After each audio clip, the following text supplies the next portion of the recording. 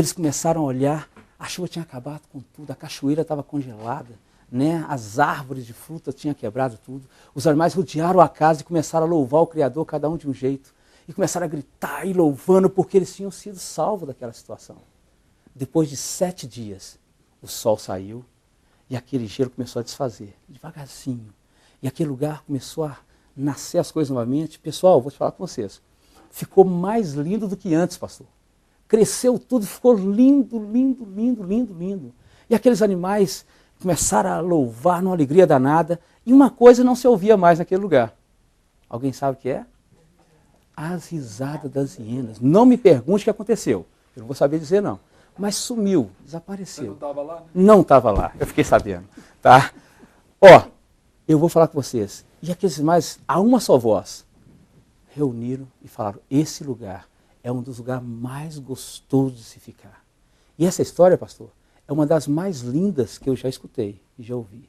Se alguém sabe alguma outra, por favor, conte para mim. Obrigado. Obrigado, Josino. Doutora Vanessa Torres, a senhora queria falar lá aquela hora na ligação lá da nossa querida Tânia. Pode falar agora. As hienas mineiras sumiram, né? Porque as hienas têm sotaque de Minas Gerais, vocês viram? Todos os animais, floresta em Minas Gerais, todos mineiros, né? Mas na hora que a moça estava falando, né? E a gente estava conversando aqui e a Sandra estava falando a respeito da inclusão, da educação inclusiva, a Simone também que estava comentando a respeito disso, e a respeito do preparo da equipe que vai acolher as crianças para isso. Então, primeira coisa, o diagnóstico precoce, a estimulação precoce, né? Eu sou professora da pós-graduação na Helena Tipoff, que faz formação em psicopedagogia, e a pergunta que eu faço lá para as alunas, para elas pensar no primeiro dia de aula, e é para responder no último dia de aula, ou escrever um trabalho, ou produzir alguma coisa, é qual que é a chave? Qual que é a grande pergunta que a gente deve fazer? É incluir para educar ou é educar para a inclusão? No fim das contas, a gente tem que fazer as duas coisas. Né? Mas educar para a inclusão vem, né, preparar o terreno para que a criança possa ser incluída, acolhida e sentir-se parte, né, integrante e interativa do processo de educação, de inclusão social e assim. Então, diagnóstico precoce, estimulação precoce, associação de pais para aquela mãe não ficar perdida, desorientada, indo, né, percorrendo todos os especialistas e tudo, até que tem um diagnóstico e tudo, isso demora muito tempo. Se tem uma associação de pais e de professores, por exemplo, que já tem experiência e que já, pelo menos, já atravessou um circuito, um percurso maior e já está encontrando afinidades, identidade, o meu menino tinha essa mesma atitude, mas o meu não. O meu tem uma estimulação ou uma reação auditiva muito maior. O meu é sinestésico, o meu não para quieto. Tem várias facetas, né? Então, o meu é ultra concentrado. Ele pega uma caixinha de fósforo e coloca os palitinhos e tira os palitinhos. E fecha e abre, coloca e tira. Ele tem um poder de concentração, é outra característica, né? Focalizado. E aí vão compartilhando. Isso. E aí outra coisa valiosa, vou chamar as meninas aqui, é a multidisciplina e a interdisciplinaridade nas ações para fazer o tratamento todo conjugado. Sabe? Doutora então, Vanessa, a fonoaudiologia, a fisioterapia, aí eu queria então vamos muito lá, ouvir nesse gancho aí, as meninas né? estavam quietinhas aí, né? Até agora. Então, Isabela e Renata, as nossas doutoras aí, fonoaudióloga e fisioterapeuta. Como fisioterapeuta, e aí, Isabela, como que é essa parte aí, como a doutora Sandra falou? Muitas vezes, essa criança chega até nós, normalmente de duas maneiras. Ela já chega com um diagnóstico e com uma demanda do próprio médico, de um atraso motor, de uma fraqueza muscular, ou então, que é o momento que a gente tem que ser mais atenta, é quando essa criança chega até nós sem o diagnóstico. Porque às vezes é mais fácil, mais confortável para a família procurar um fisioterapeuta, um fonoaudiólogo, do que procurar um psiquiatra, um neurologista. Então, muitas vezes, essa criança chega até nós com o histórico da família, de atraso no desenvolvimento, de alteração de fala, alteração de comportamento, alterações sensoriais, e a gente começa a atender aquela criança e vê que por trás disso tem algo mais. Então, cabe a nós ter esse olhar para saber também encaminhar essa criança. E dentro do nosso ambiente terapêutico, eu como fisioterapeuta, eu tenho que me preocupar muito com as questões motoras da criança, que normalmente é uma criança que chega com muita fraqueza muscular, um planejamento motor inadequado, muitas andam na ponta do pé, que são questões que a fisioterapia tem que trabalhar. Então, dentro do meu ambiente de trabalho, eu tenho que propiciar para aquela criança um ambiente acolhedor, no qual ela vai se sentir confortável, confiante no meu trabalho, para eu conseguir algum tipo de interação. O que a gente tem desenvolvido agora, que tem dado muito certo lá na nossa clínica, é o que a gente chama de reabilitação virtual, que a gente usa o videogame como instrumento para facilitar a nossa terapia. Então, a gente coloca a criança, né, no videogame, mas eu realizando com elas habilidades motoras, e aquela habilidade motora produz um efeito no videogame. Então, isso ajuda a criança a melhorar a percepção corporal dela, ajuda ela a interagir melhor com o ambiente. Então, é uma coisa que tem dado muito certo. E a gente estimulando a criança, elogiando quando ela produz um movimento, que produz um movimento adequado no videogame. Então, isso é muito bacana, porque a partir do momento que a criança faz o movimento certo, e de repente eu elogio, eu falo parabéns, é isso mesmo, a gente consegue um contato visual com essa criança, e essa criança passa a confiar mais no nosso trabalho. É uma conquista, né, Isabela? Exatamente. Então, assim, a gente sempre procura realmente montar um ambiente adequado para receber aquela criança. Porque a partir do momento que a criança confia em nós, a criança conhece o ambiente, aquele ambiente passa a ser um ambiente familiar, os resultados são muito mais promissores. Até antes, agora, Renata, falando de autismo, a gente sabe que tem um fator importantíssimo aí, que é o preconceito, não é isso? Aqui nós temos um inimigo ferrenho aqui para o nosso bate-papo, que é o nosso intervalo. Eu sei que o pessoal de casa, mas intervalo de novo. Mas pessoal, nós vamos para um breve intervalo. Rede Super, inspirando você. Confira agora algumas oportunidades de trabalho oferecidas pelo Grupo Perfect. 3 vagas para porteiro para o sexo masculino. Salário de R$ 738, mais benefícios. É exigido ensino fundamental. Não é necessário ter experiência. 40 vagas para serviços gerais, ambos os sexos. Salário de R$ 601, mais benefícios. É necessário que o candidato saiba ler e não é exigida experiência. Os interessados devem comparecer à sede do grupo, que fica na Avenida Nossa Senhora do Carmo, 1885, bairro Sion. É obrigatório levar carteira de trabalho.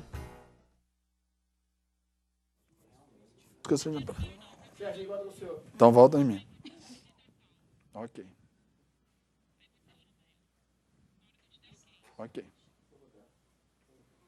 Estamos de volta com o nosso bate-papo e hoje o tema é o autismo. Dia 2 agora de abril nós celebramos, a gente pode dizer assim, né, o Dia Mundial da Conscientização sobre o Autismo. E nós estamos aí falando desse assunto tão especial, difícil, desafiador, novo, mas nós já temos percebido que tanto no poder público como na área privada, nós já temos tido aí grandes avanços, não é isso? Então, vamos louvar o Senhor, pessoal? Aimee, você pode cantar para a gente? É importante cada um na sua área entender que os sinais de Deus estão em toda parte, né? E eu acredito que Deus ele é maravilhoso em tudo que Ele faz, e eu creio que mesmo que o homem diga que não tem cura, para Deus tudo é possível. Não existe impossíveis para o Senhor.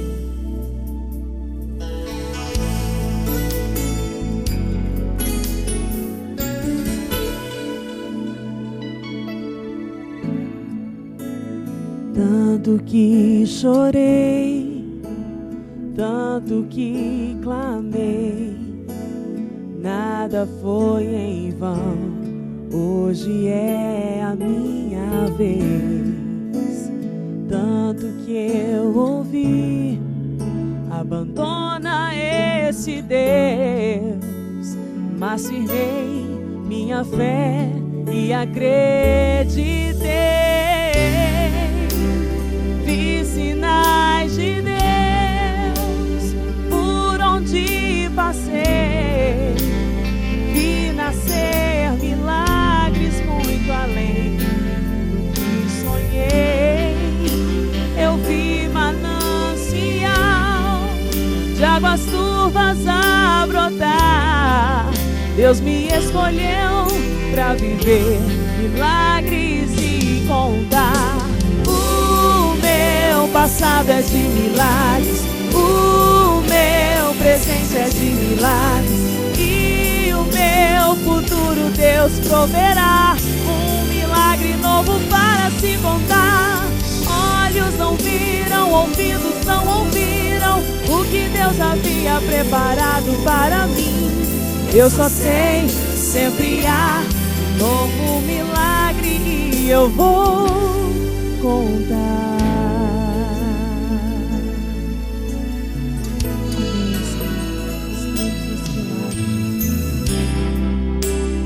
Vi sinais de Deus por onde passei. Vi nascer milagres muito além do que sonhei. Eu vi manancial de águas turvas a brotar. Deus me escolheu pra viver milagres e contar. O meu passado é de milagres, o meu presente é de milagres, e o teu futuro Deus proverá. Um milagre novo para se contar. Olhos não viram, ouvidos não ouviram o que Deus havia preparado pra você. Eu só sei, sempre há novo milagre e eu vou contar.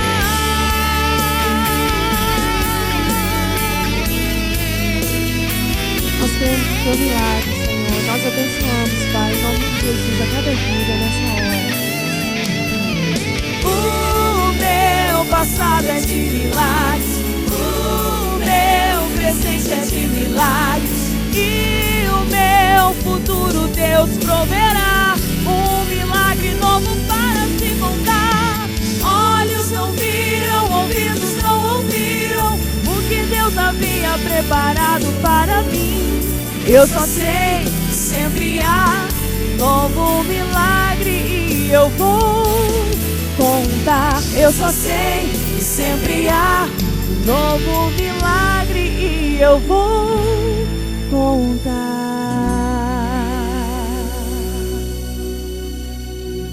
Amém. Glória a Deus. Estamos aí com esse presente maravilhoso que é a nossa voz para louvarmos o nome do Senhor. E falando em voz, comunicação, chegou a grande hora. Doutora Renata Lerman, no conceito aí do autismo, como é que é a sua área de atuação, a fonoaudiologia, como você tem trabalhado até dentro daquilo que já foi dito, dos estímulos? Fala um pouquinho pra gente aí. Claro. Aproveitando que a doutora Vanessa falou, né, da importância da equipe multidisciplinar, então realmente é muito importante a criança passar de acordo com as necessidades dela, que são individuais, a gente já viu isso aqui, passar pela fonoaudiologia, pela fisioterapia e muitas vezes pela terapia ocupacional, né? Cada uma dessas ciências tem a sua contribuição com as crianças autistas ou portadoras de necessidade especial. Dentro da fonoaudiologia, o que eu tenho visto muito, assim, na minha experiência, é que essas crianças, elas, como característica, elas têm dificuldades sensoriais importantes. E no consultório, na clínica, a gente tem instrumentos, recursos que possibilitem que essas crianças aprendam a lidar com essa estimulação sensorial tão rica que é o nosso ambiente. Seja ele em casa, seja ele na escola, seja ele na rua, em qualquer lugar que a gente esteja, né? Aqui, por exemplo, nós temos estímulos visuais, nós temos estímulos auditivos, nós temos uma série de estimulações que às vezes passam desapercebidas para a gente, mas que para uma criança portadora de necessidade especial, isso aparece muito mais aflorado. Um mínimo estímulo incomoda ele muito mais do que a gente, muitas vezes. Então eu acho que essa questão sensorial é muito importante para a gente entender um pouquinho das outras alterações. Uma dificuldade de fala, de linguagem, de interação social, que são questões importantes numa criança portadora de autismo, são questões que muitas vezes têm por trás aspectos sensoriais alterados. Então a gente precisa trabalhar, não adianta eu como fonoaudióloga querer trabalhar a fala de uma criança autista, não adianta eu querer trabalhar para que exigir essa linguagem a qualquer preço. Muitas vezes eu preciso entrar no mundo da criança, mostrar para ele que aquele mundo dele é legal, mas que o meu também é. Então vamos aprender junto nós dois. E muitas vezes aquele momento ali, na própria terapia ou na escola que a gente falou aqui, não adianta eu querer propor uma atividade que aquele momento ali não é o momento da criança. Né? Então, assim, cada sessão de terapia com uma criança especial é peculiar, né? Assim, é aquela sessão. Nenhuma sessão é igual. Aquela criança naquele dia, ela estava com vontade, com necessidade de fazer uma determinada atividade. Não adianta eu pensar em casa, hoje eu vou trabalhar a fala dessa criança. E não é assim que funciona. Então, nós temos que tatear como que aquela criança chegou, às vezes até por alguma coisa que aconteceu em casa. Então, eu acho que assim, a fonoaudiologia, para poder buscar essa fala, buscar essa linguagem, buscar essa comunicação e essa interação, a gente precisa trabalhar além. Precisa trabalhar a criança como um todo.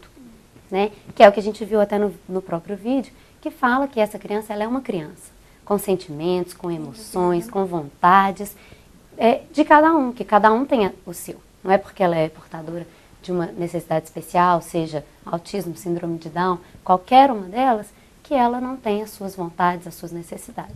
Eu acho que todo o trabalho que a gente faz de desenvolvimento, seja na fono, na fisioterapia, na psicologia, na pedagogia, a gente tem que estar sempre com esse foco, né, de que é um indivíduo, é uma pessoa, aproveitar o que ele traz. A gente faz a leitura com aqueles objetivos que a gente tem da nossa área. Você tem um objetivo final para chegar, né, mas você trabalha a partir do que é trazido, né, seja com a escuta, com a fala, com o corpo, né, é partir daquele material que está te chegando e dali buscar caminhar num ritmo. Vai ter dias que a gente, nossa, parece que eu não consegui nada, mas a gente brinca, né? Em terapia a gente fala muito isso, do que acontece entre uma sessão e outra.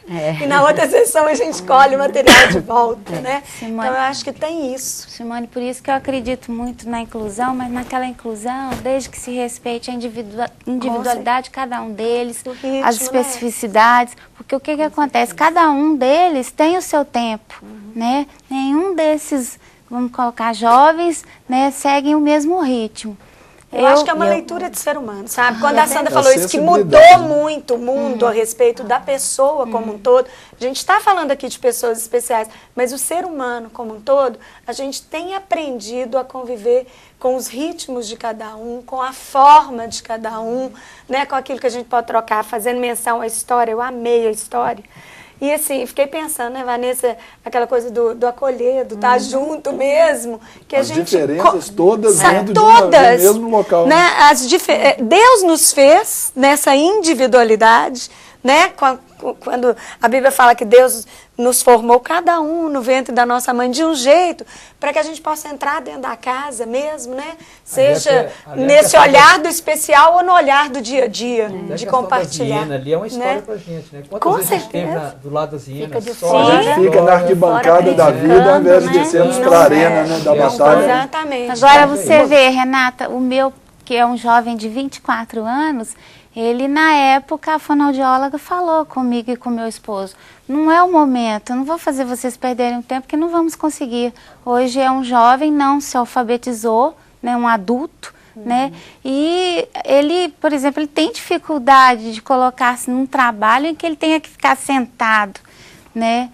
Então, mas até Estela, tem uma coisa que a Renata... Até aproveitar a Sandra e a Estela aqui, porque ela tocou num assunto que eu acho que é relevante, a gente tem que trabalhar também. Por exemplo, o autismo adulto, no adulto, Como que é isso aí? Porque às vezes nem sempre é diagnosticado, é levado. Aí a solução é o quê? É interná-lo num manicômio? Como que o poder público vê? Como que a família, né, ter o Maurício ali? Como é que é, Estela, essa condição? Como presidente de associação, eu penso que a gente tem que priorizar a questão a qualidade de vida desse indivíduo, da família, cuidarmos da sanidade mental, porque senão todos adoecem. Por isso é importante, sim, o apoio da associação, porque são inúmeras famílias que estão desoladas. Tem um cuidado lá de cá, né? Que é o lado do papai, da mamãe, que acontece? Do irmãozinho. Um especial, ele pode desestruturar, como também unir muito o casal. Na minha vida, uniu. Eu aprendi muito com meu filho, acho meu filho um guerreiro, é do jeito que eu vejo, tá? Me tornou uma pessoa melhor, certo? Mas não é em todos os lares que acontece isso. Então, é difícil. E um adulto que não foi estimulado na época certa. Hoje, fazer um trabalho desse, todo pedagógico, então hoje eu me preocupo com isso, com a qualidade de vida que ele vai ter daqui para frente. Como é que chama a questão de ensinar o adulto? É andragogia, não é isso? Aí tem que trabalhar também esse outro lado, né? No caso aqui, uma pergunta aqui, uma curiosidade, a minha e do pessoal de casa. No caso do Maurício, os 2 filhos dele são autistas, não é isso, Maurício? Exatamente. E quando há um autista e o outro não? Como trabalhar essa questão social dentro de casa, os estímulos? Porque aí tem uma certa diferença. Como que é isso? Lá, vamos falar só com o Maurício. Maurício, como é que é trabalhar os 2 juntos, os 2 autistas? Bem, que é um desafio. O problema maior é que os 2 demandam de atenção integral. Sim. Então, quando você está trabalhando com as atividades são individuais. Então, tem que ser atividades direcionadas e individuais. Então, a gente tem que, vamos colocar assim, um vai para a escola para o outro poder ser trabalhado. E aí a gente vai fazendo esse trabalho, porque o trabalho é de mesa, então a gente senta, vai trabalhando vários aspectos da coordenação motora, vai trabalhando, igual o Maxwell já fala, então a gente vai ampliando o vocabulário dele, então a gente faz um trabalho ali. E essa questão de sentar, até mesmo a questão de fazer um trabalho em mesa, é trabalhado. Eu comecei a trabalhar com o Maxwell, por exemplo, com atividades mais simples, que ele até já fazia. Porém, para que ele pegasse a rotina de se sentar à mesa e ficar ali meia hora, 1 hora, fazendo um trabalho direcionado. Entendi. Então é muito complicado porque você não pode simplesmente, no caso da sua pergunta, uma família que tem uma criança típica, né, que a gente trata como típica, uma criança com autismo, por exemplo, você não tem como privilegiar um e desfazer do outro, que você cria um outro tipo de problema. Nem se as duas fossem típicas, né? Exatamente. Você tem que fazer um trabalho priorizando o que é a família, não é o indivíduo, mas a família, e respeitando a particularidade de cada um. Né? Ok. É isso aí. Nós vamos, mais uma vez, deixa eu até ficar aqui atrás, aqui, esconder, porque aí eu já fico até meio assim vermelhinho, já de falta de graça com vocês, porque eu sei que vocês têm muita coisa para nos acrescentar, mas nós temos o intervalo agora para chamar. Fique conosco, Rede Super, inspirando você. Confira agora algumas oportunidades de trabalho oferecidas pelo Grupo Perfect. 3 vagas para porteiro para o sexo masculino. Salário de R$ 738, mais benefícios. É exigido ensino fundamental. Não é necessário ter experiência. 40 vagas para serviços gerais, ambos os sexos. Salário de R$ 601, mais benefícios. É necessário que o candidato saiba ler e não é exigida experiência. Os interessados devem comparecer à sede do grupo, que fica na Avenida Nossa Senhora do Carmo, 1885, bairro Sion. É obrigatório levar carteira de trabalho.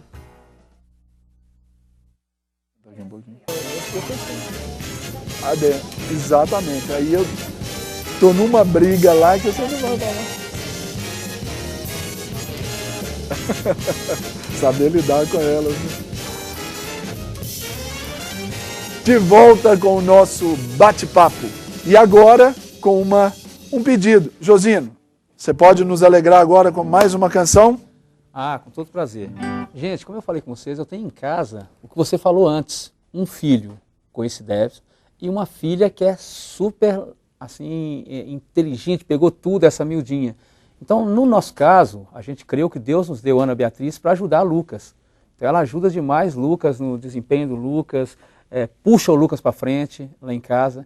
E como os dois é um milagre na minha vida, para quem for conhecer minha história, né? Uma história, eu vou cantar a música do Lucas. Porque quando o Lucas nasceu, a gente teve que fazer uma canção para o Lucas. Então, a musiquinha está num dos CDs que a gente tem aqui, né?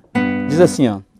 Pardal, beija-flor, Juriti sabia quem foi que cantou pro Luquinhas acordar.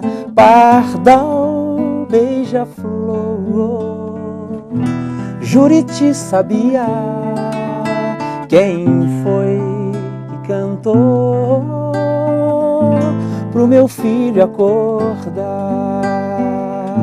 De manhãzinha o Senhor vem dizer: misericórdia disponível a você. E todo dia, onde quer que vá, o seu cuidado sobre ti estará. Pardal, beija-flor, Juriti sabia quem foi que cantou pro Luquinhas acordar. De manhãzinha o pardal vem dizer que a beija-flor quer beijar a você. E todo dia, onde quer que vá, o seu cuidado sobre ti estará. Pardal, beija-flor, Juriti sabia quem foi que cantou pro Luquinhas acordar. Quem foi que cantou pro Lucas Atos acordar. Maravilha. Josino, pessoal que se quiser saber um pouquinho mais, conhecer mais o seu trabalho, aquilo que você desenvolve, fala um pouquinho pra gente onde que eles podem te encontrar, onde eles podem, o que o Sesc, né, oferece. Fala aí pro pessoal de casa rapidamente. Na realidade, o Sesc é um grande parceiro, né? Nossa, aí tem lá, que eu conheço o Paulo e a Renata, lá que dá a maior força lá dentro. Então, se você tem interesse de fazer qualquer curso, é gratuito, é curso de contação de história. O meu lado lá eu dou curso de musicalização infantil, com uma didática para o professor trabalhar dentro de sala de aula. Então, é uma didática bem diferente para falar de música para criança. Inclusive, um dos funcionários aqui está fazendo curso comigo lá, né, de musicalização. E esse curso acontece durante um mês, uma vez por semana, tá certo? De 1 às 5, e acontece ao sábado também. Qual Sesc que é?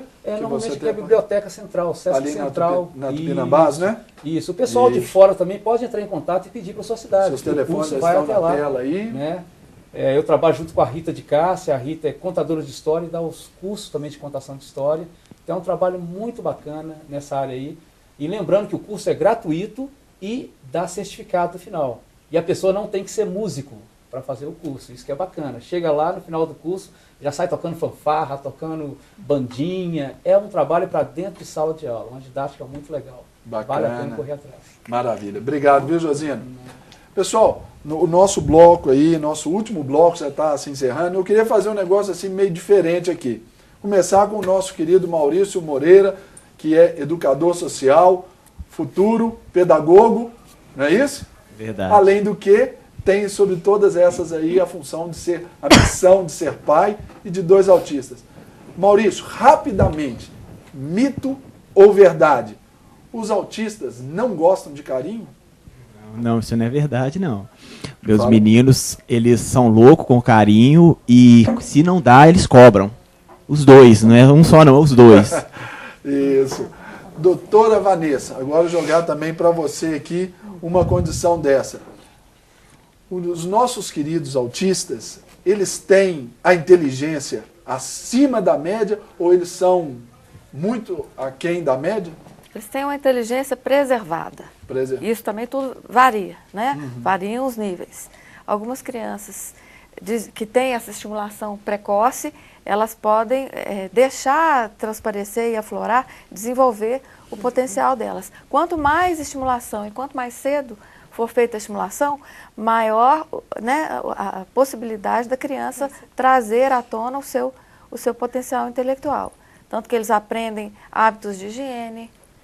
Porque, gente, ser inteligente não é saber ler, escrever, fazer a conta de cabeça, não.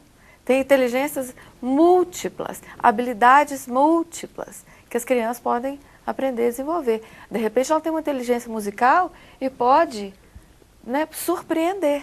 De repente, ela tem uma inteligência, que a gente chama de inteligência sinestésica, que é para o movimento, ela pode aprender a fazer uma coordenação de movimentos interessantes para uma prática de esporte, talvez, surpreender sendo um bom nadador.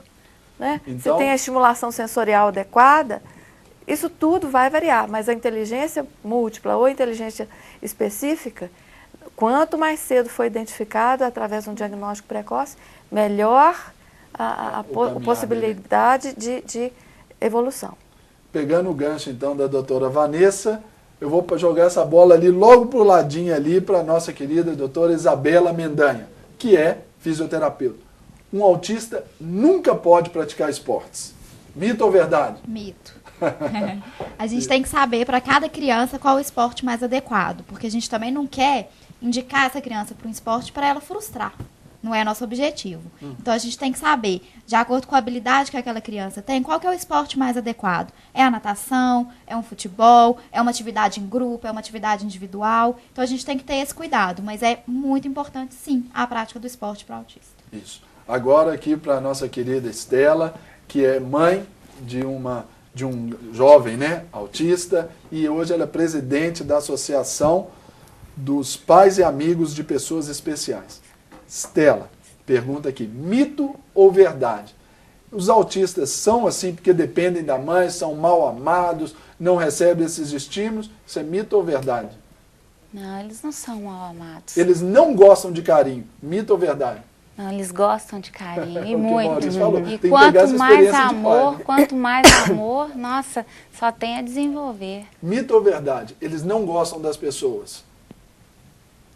Gostam das pessoas, sim. Só que eu penso o seguinte, tem que respeitar os momentos dele. Tem momentos que o autista, ele quer ficar na dele, e a gente tem que respeitar. Isso. Né? Respeitá-lo como ele é. Ok. Agora,